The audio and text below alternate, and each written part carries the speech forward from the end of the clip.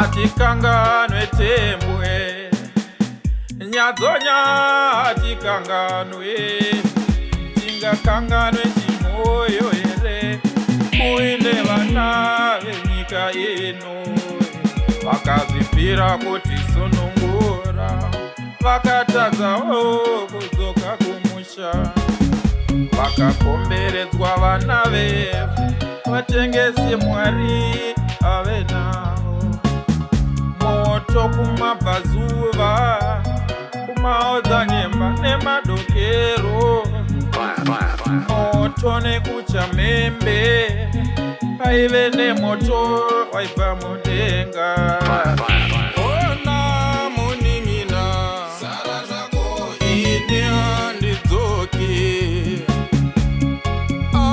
muning'ina wangu sara zvako ini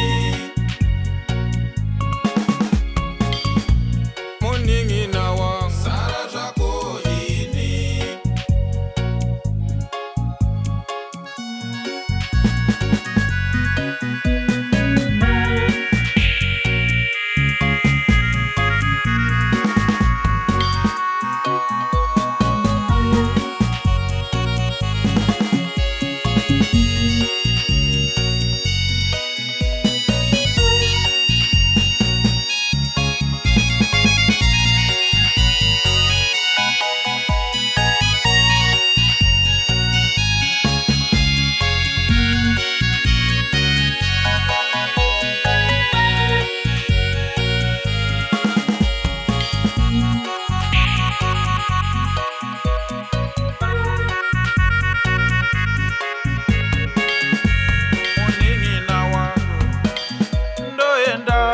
watenda wadzoka kana tatora